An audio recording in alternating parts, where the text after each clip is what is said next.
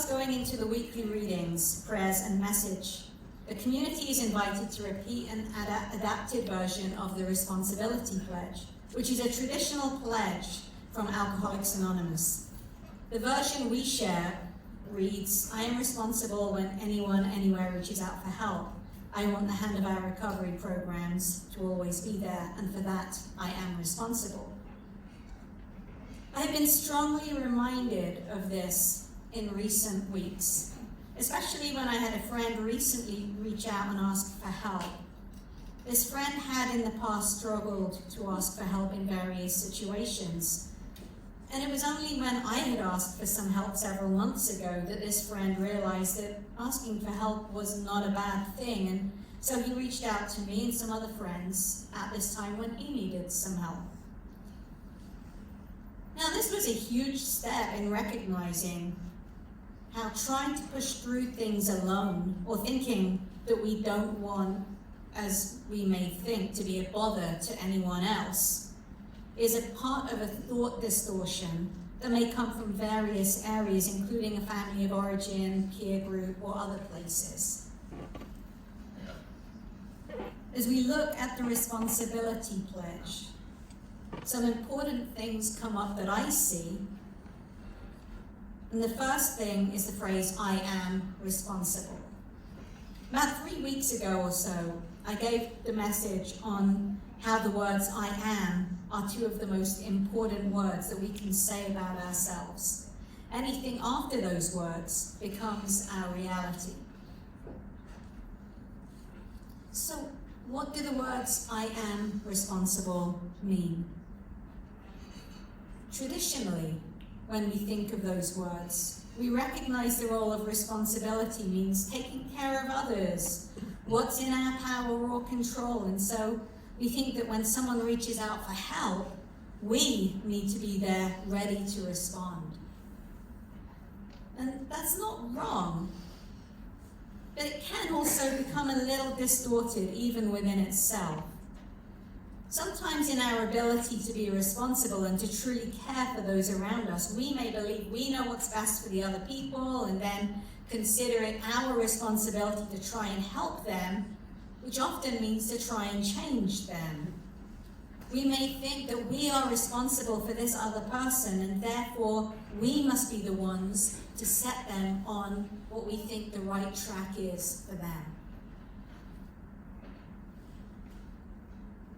But the Pledge of Responsibility, it doesn't say that. If we read on, it says, I am responsible when anyone, anywhere reaches out for help. I want the hand of our recovery programs to always be there. I think this is a powerful reminder that our pledge, the pledge, doesn't tell us that we are the person that can rescue the one who is asking for help, but rather we can be the person who can point them to the tools that they will need to help them in their journey. It reminds me of that phrase, feed a man a fish and he will eat for a day, teach a man to fish and he will eat for a lifetime. The Pledge of Responsibility is about empowering a person to feel confident in the tools that may be being provided to them. And in this case, the tools are the various programs of recovery that exist. When it comes to a person in treatment, you will learn tools, techniques, and be given the opportunity to find meaningful connections with other people. But you are the only person that can choose to utilize these tools and techniques or start making those connections. No one else can do it for you. I am responsible. Looking at this in another way, it doesn't simply mean helping another person. It can mean that each of us is responsible also for learning to speak up for what we may need. Just like my friend spoke up for what he needed. Something that I've heard from some patients on several occasions is how, before they came to treatment, so many of them felt stuck. They knew something was wrong and wanted to do something about it, but they were too afraid to ask, or they felt awkward and didn't know what to say. So in a large number of these conversations, many have said that when their family or friends planned an intervention, they felt relief, because even though they had not spoken up, they had been seen as struggling. And so in these particular cases, they were willing and ready to accept their need to go to treatment when the intervention happened.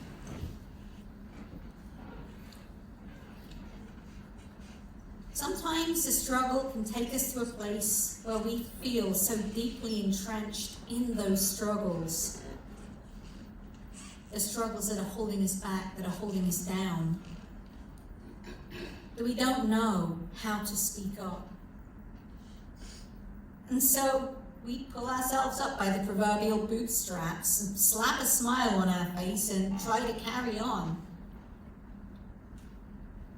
Only it doesn't seem to work, and we find ourselves falling more and more into a place that pushes us further away from the people seeing behind that mask that we may be wearing on a daily basis.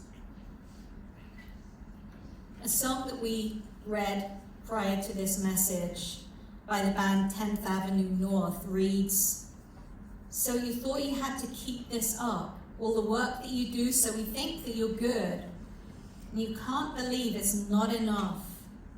All the walls that you built are just glass on the inside." It reminds us of how when our insides don't match our outsides, we find ourselves caught in this painful dichotomy of not feeling that we can be open or authentic about what's going on. The song continues, "Afraid to let your secrets out.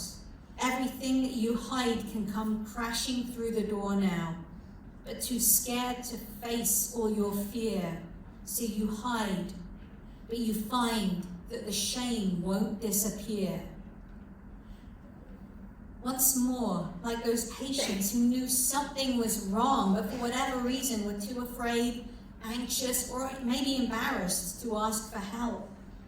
They stayed in their stuckness until finally someone saw the real them, what was going on behind that mask that they were wearing. And as the song continues, this is where the healing begins. This is where the healing starts. When you come to where you're broken within, the light meets the dark. I am responsible. I think the pledge of responsibility is reminding us in some ways that each of us is responsible not only for directing someone else to the resources that they may need, but also that each of us is responsible for taking care of ourselves and for learning how to speak up before things get to that seemingly critical stage of where we feel unable to ask for help. And also for us to learn to utilize the resources that we've been provided with. This pledge is more than just a statement. It's a profound commitment that we make to ourselves, to each other, and to the world around us. It emphasizes the importance of being accountable, not only for the well-being of those who may be struggling, but also for our own recoveries. Responsibility is a powerful word. It carries weight, but it also brings freedom. When we take responsibility for our actions, our choices, and our recovery, we step into a space of empowerment. We acknowledge that we have a part to play, not just in our lives, but in the lives of others who may be searching for a way out of their own darkness. From the 12-step tradition, when we look at step 1, many people recoil at the word powerless.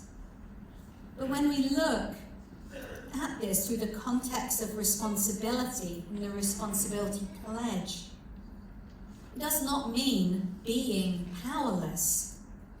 It actually means that we have a choice. Substances, alcohol, or unhealthy habits or behaviors took our power and the ability to make a healthy choice for ourselves away. Admitting that this was the case when we were drinking or using or acting in a particular way actually means that we've now taken our power back, and we now have a choice as to what we can do with that power.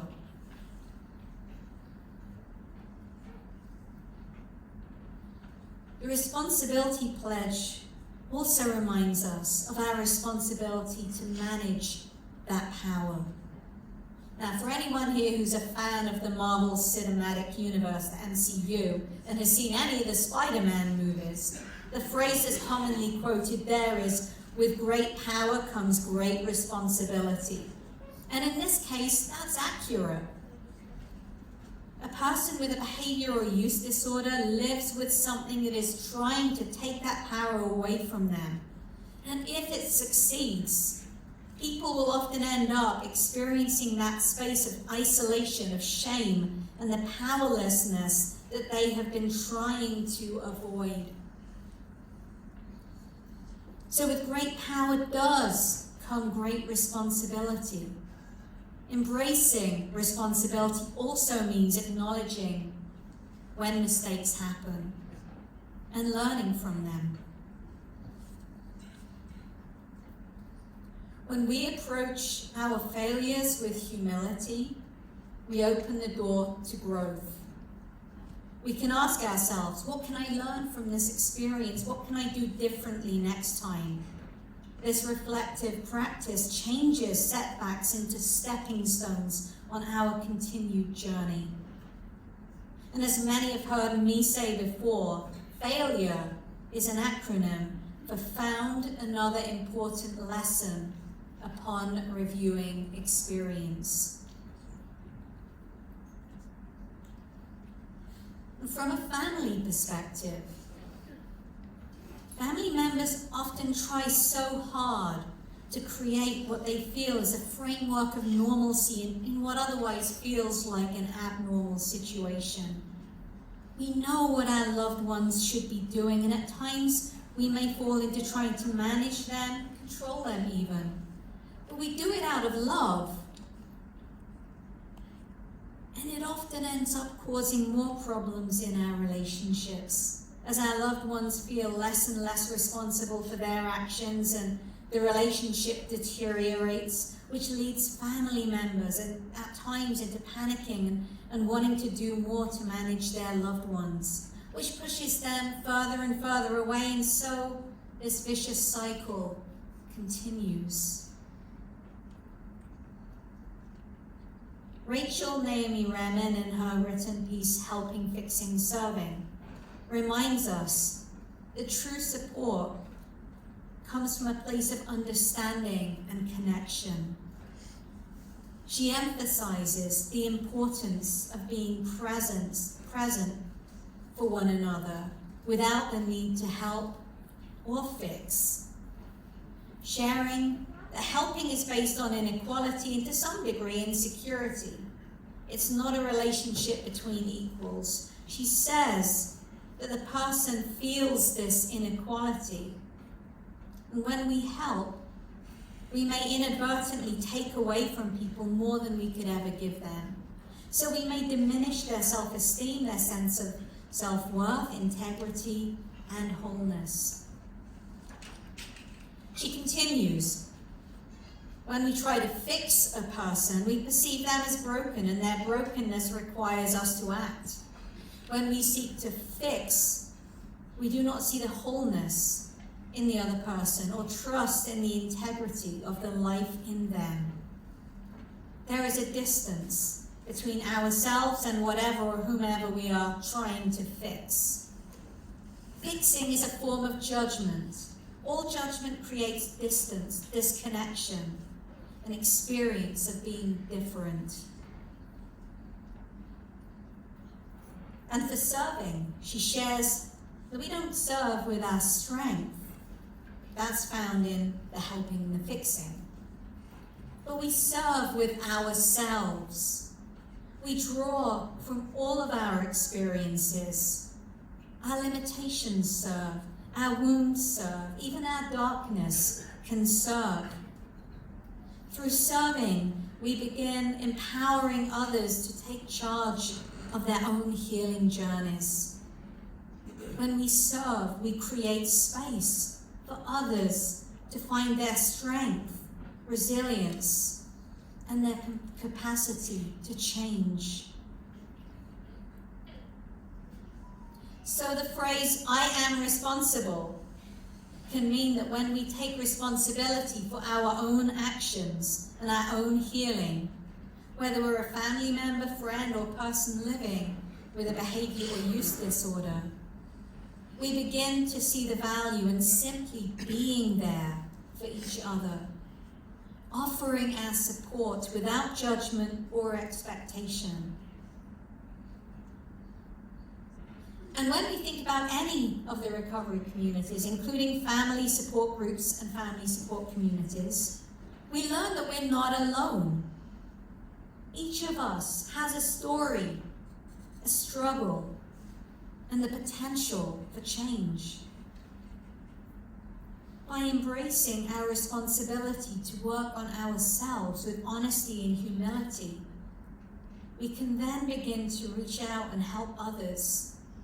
And we begin to weave a tapestry of support and hope. Because as we take responsibility for ourselves, it creates a ripple effect. And this can transform lives. When we show up for ourselves, we may begin to inspire others to take their steps towards their own healing. Each time we share our experience, strength, and hope, we plant seeds of resilience and courage in those who hear us. Think about the countless individuals who have come before us, who have shared their stories and offered their hand in solidarity.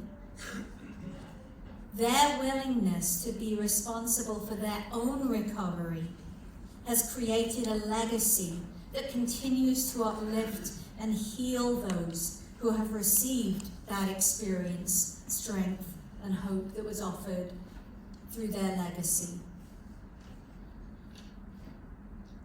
And we are now part of that legacy, and we can now be the ones to carry that legacy forward. Embracing responsibility is an act of courage and commitment. It requires us to confront our choices, support those around us, and learn from our experiences. By adopting the principles from the Responsibility Pledge, we can build a foundation for our lives that promotes growth, connection, and healing. As we navigate our recovery, let us commit to the principles of the Responsibility Pledge. Let us support one another in our journeys, recognizing that we are all interconnected. When one of us rises, we all rise. When one of us takes responsibility for our actions and our healing, we cultivate a community that thrives on understanding, compassion, and shared growth. Responsibility is a powerful tool in recovery. It empowers us to take ownership of our lives, fosters genuine connections, and allows us to serve one another without the need to fix. So as we move forward, let us embrace our responsibility with courage and grace, creating a supportive environment where the healing and transformation can begin and flourish. Amen.